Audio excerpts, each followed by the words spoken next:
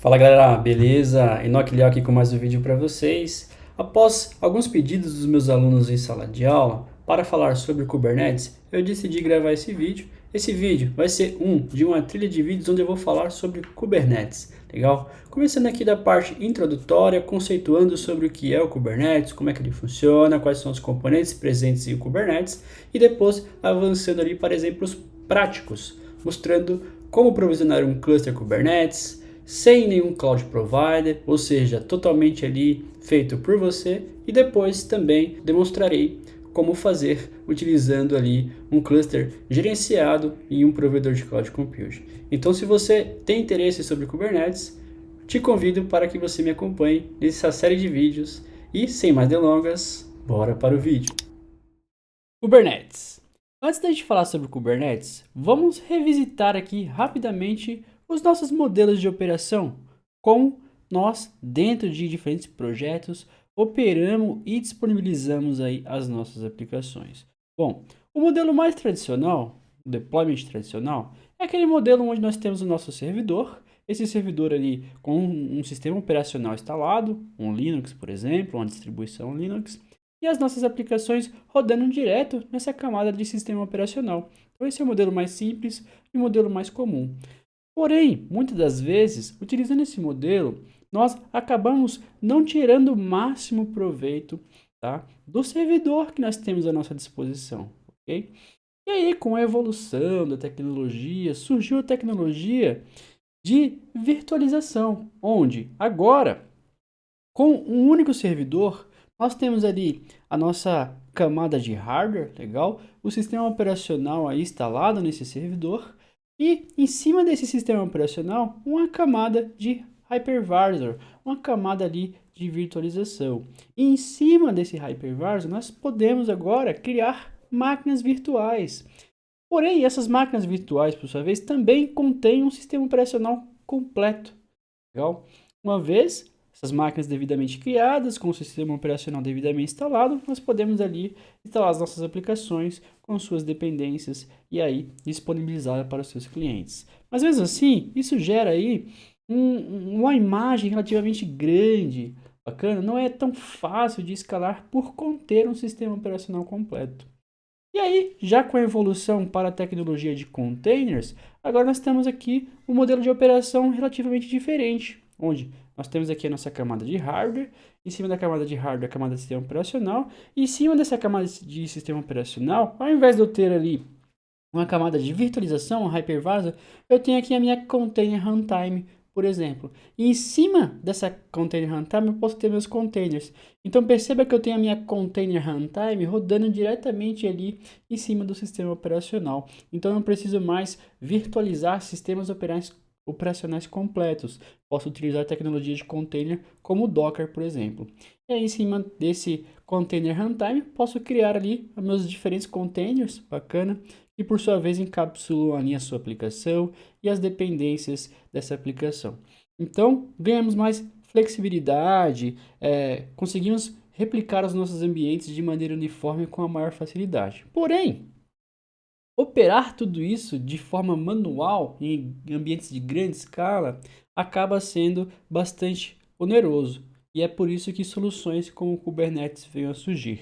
Então vamos lá. Dito isso, o que é o Kubernetes? O Kubernetes nada mais é do que uma plataforma de código aberto que foi desenvolvida pela Google, legal? E o seu objetivo é automatizar o gerenciamento, a escalabilidade e a implantação de aplicações em container. Então, ao invés de você ficar manipulando ali as unidades dos seus containers de maneira manual, com todo esse overhead operacional, nós podemos utilizar soluções de orquestração de container como o Kubernetes. Legal? Então, Kubernetes é um projeto aí que foi disponibilizado pela Google em 2014 como plataforma de código aberto, que ele é amplamente utilizado em empresas de pequeno, médio e grande porte ao redor do mundo. Então vamos falar aqui rapidamente sobre alguns dos benefícios. Não vou citar todos, legal? Então trouxe alguns dos benefícios aí que nós temos uma vez que decidimos trabalhar com Kubernetes. O primeiro dele é descoberta de serviço, o processo de Service Discover. O Service Discover ali no Kubernetes é um mecanismo que permite que as aplicações ou serviços dentro de um cluster descubram e se comuniquem umas com as outras ali de maneira dinâmica, legal? Então você não precisa ir lá e ficar configurando manualmente os endereços IPs e portas. Podemos trabalhar ali, por exemplo, utilizando o nome dos serviços, o DNS, e esse mecanismo de Service Discovery do Kubernetes torna a nossa vida muito mais fácil. Um outro benefício é a capacidade de balanceamento de carga ali, então o processo de load balancing. Então, o Kubernetes ele está monitorando constantemente a sua aplicação, bacana. Conforme você vai recebendo tráfego, se você estiver recebendo muito tráfego e tiver diferentes réplicas de um mesmo container, por exemplo, o Kubernetes consegue fazer o balanceamento dessa carga e direcionar carga aí para esses diferentes containers de maneira uniforme para não onerar um determinado container, bacana. Então esse processo de balanceamento de carga aí também é uma feature do Kubernetes. Uma outra feature bem interessante é a escalabilidade, então o processo de escalabilidade horizontal. Então você pode diminuir ou aumentar aí o teu aplicativo, bacana, a quantidade de réplicas de um aplicativo, utilizando um simples comando ou também utilizando uma interface de usuário, por exemplo, ou até mesmo com um processo automático, utilizando a feature de HPA ali, escalabilidade do Kubernetes, utilizando métricas de CPU, por exemplo. Tá? Uma outra feature bem interessante é orquestração de armazenamento. Então o Kubernetes ele permite aí que você possa montar, que você monte volumes para armazenamento de dados. E esses volumes eles podem até mesmo ser externos, como por exemplo discos de rede aí, então file system montado na tua rede, ou até mesmo serviços de armazenamento de nuvem, de um determinado provedor de computação em nuvem, tá?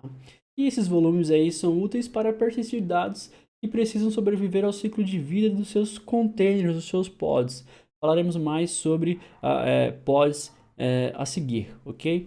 Então, os containers, eles são essencialmente efêmeros, ou seja, eles não persistem estado, não tem persistência de estado. E se você precisar persistir em algum tipo de dado, você pode utilizar a orquestração de armazenamento do Kubernetes. Uma outra feature bem interessante do Kubernetes é rollout e rollback automático. Então, lançamento de novas versões ou volta de versões para uma versão estável é uma das features muito utilizadas do Kubernetes, tá? Então, você pode aí falar para o Kubernetes qual que é o estado desejado de um determinado container, tá? Fazer essa implantação de maneira granular, controlado, tá? E caso alguma coisa der errado, o Kubernetes consegue fazer o rollback e voltar aquela versão estável para você, ok? Tudo isso de forma bem simplificada. Então você pode automatizar aí para criar novos containers ou remover containers existentes aí e direcionando tráfego, por exemplo, para essas novas versões. Então, processo de rollback e rollout do Kubernetes. Uma outra feature interessante é esse processo de self-healing, tá? Essa feature, essa funcionalidade de self-healing, que nada mais é ali do que o processo de autocorreção, onde o Kubernetes está monitorando as suas aplicações, os seus containers, tá?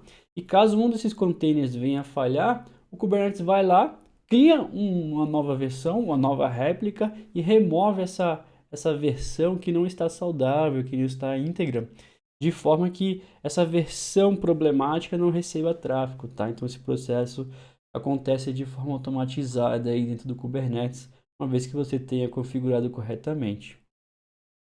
Outra feature do Kubernetes é a capacidade de armazenamento de segredos, senhas, tokens, ou até chaves SSH, por exemplo. Então se você tem essa necessidade, bacana, é muito comum entre os diferentes tipos de aplicação você ter necessidade de armazenar aí segredos, você pode fazer isso também utilizando features do Kubernetes. Então você pode ali, por exemplo, implantar uma nova versão, então trocar uma chave, trocar uma senha e não precisar refazer os seus containers, tá? Você pode configurar isso e aí, em tempo de execução, seus containers podem coletar essas novas informações aí para garantir a operação, bacana, e simplificar aí o processo de gerenciamento de segredos, por exemplo. Muito bem, então agora vamos falar sobre os componentes do Kubernetes. Então, quando provisionarmos um cluster, quando estivermos trabalhando ali com o Kubernetes, vamos ter alguns componentes, legal, que chamamos dentro do mundo de Kubernetes chamamos de objetos, legal? Então vamos falar um pouquinho sobre eles. Começando aqui pelos pods, bacana? Então os pods aí, quando vocês estiverem trabalhando com Kubernetes, vocês vão falar bastante a respeito deles, tá bom? Então vamos explicar aqui rapidamente do que se trata. Um pod, ali dentro de um cluster Kubernetes, ele era a menor unidade computacional, bacana? Então, a menor unidade computacional que você pode ter dentro de um cluster Kubernetes é o pod. E é dentro desse pod que o seu container Docker, vai estar em execução, legal? Então, esse pod, ele vai ter ali um endereço IP, vai ter acesso às especificações como memória, CPU e tudo mais, legal? Associadas a ele. E esse pod, ele pode ter um ou mais containers, ok? Então tudo isso pode variar aí de acordo com a sua configuração. Então um pod, por sua característica, que ele seja efêmero, tá? Então os pods eles são criados para serem efêmeros. O que isso significa? Eles não devem armazenar estado. Então, caso você queira, caso você precise armazenar um estado relacionado aí à tua aplicação, bacana, deve-se usar outras estratégias aqui, que vamos falar um pouquinho mais sobre elas mais adiante, bacana? Então, os pods dentro de um cluster Kubernetes é a menor unidade computacional que você pode ter, ok? Ele foi projetado para ser efêmero e pode ter um ou N containers dentro dele, tá? Todos eles compartilham ali, por exemplo, o mesmo endereço IP. É como se você tivesse, por exemplo, tendo duas aplicações de execução dentro de um único servidor, tá? Dentro de uma única unidade computacional. Bacana? O service no Kubernetes, ele é um método aí para que você possa expor o teu aplicativo ali dentro da rede do Kubernetes, legal? Então, o service aí com ele você pode executar um ou mais pods dentro do teu cluster Kubernetes, tá? Então tudo vai de acordo com as parametrizações que você fizer, tá? Então temos um objeto ali chamado service. O service ele tem aí como seu principal objetivo garantir que você não precise modificar seus aplicativos ali para usar mecanismos de service discovery. Então essa é uma das grandes features aí bem interessantes, estão presentes aqui dentro desse objeto service, e ele torna aí mais fácil porque você trabalha com um conjunto de pods bacana, interagindo entre si, então utilizando essa estratégia de service discover e de exposição ali dentro da rede do Kubernetes. Então o service nos ajuda nisso. Temos também o config map. Então o config map nada mais é do que um objeto aí para armazenar dados não confidenciais no modelo de chave e valor. Então se você precisar ter dados armazenados aí dentro do teu cluster para compartilhar entre seus diferentes pods, você pode utilizar a estratégia de config map. Lembrando que config map é para dados não sensíveis, dados não confidenciais. Então, caso você precise armazenar ali uma credencial de rede, uma senha de banco de dados, por exemplo, não é no config map que você deve fazer isso. O replica set. Replica set ele é o responsável por manter um conjunto estável de pods, que nós chamamos de réplicas aqui dentro do mundo de Kubernetes, em execução, legal? Então, você define aí lá no teu deployment, e o deployment interage com o replica set, e o replica set que garante que você tenha sempre o número de pods ali, o número de réplicas devidamente configurado. Então, se você configurou, por exemplo, lá dentro do teu deployment, para que você tenha 5 réplicas sempre em execução, caso o Kubernetes precise eliminar uma dessas réplicas, o replica set garante que uma nova réplica vai ser lançada para que você tenha sempre o número especificado, tá? Então, o deployment ali, o teu service trabalha em conjunto aqui com o seu replica set. E aí o deployment no objeto ali, nesse objeto deployment é onde você descreve aí de forma declarativa o estado desejado, legal? E a controller aí altera o estado atual para o estado desejado em uma taxa controlada, ok? Então o deployment ele é uma camada de nível superior em relação ali ao replica set, ok? Então, por exemplo, você fez ali a implantação de um novo deployment, legal? Você fez a implantação de uma nova versão da tua aplicação. Então o deployment vai entrar em ação e vai ficar fazendo o rollout da versão anterior para essa nova versão de acordo com as suas especificações. Os volumes são os mecanismos aí que nós utilizamos para armazenar dados para os seus containers. Então lembra lá daquele exemplo? os pods eles são efêmeros. Caso você precise armazenar algum dado que de sessão ou alguma informação que precise ser compartilhada entre suas diferentes réplicas, que caso um dos seus pods venham a ser destruídos em algum momento e esse dado não pode ser perdido, você pode armazená-los através dos volumes, legal? Aí você monta esses volumes, seus pods terão acesso a esse volume e aí você pode ler e escrever dados nesses volumes, ok? As probes no Kubernetes aí são verificações automáticas que o Kubernetes faz na sua aplicação, legal? Então o Kubernetes está constantemente monitorando aí todos os seus pods, todas as suas aplicações, os seus workloads, tudo isso através das probes, ok? Então não existe mágica. Através das probes, o Kubernetes vai ficar verificando aí a saúde da tua aplicação. E caso o seu pod não esteja íntegro, caso ele tenha algum tipo de problema, o Kubernetes elimina aquela réplica não saudável e a recria utilizando aí uma nova versão. Então ele lança um novo pod.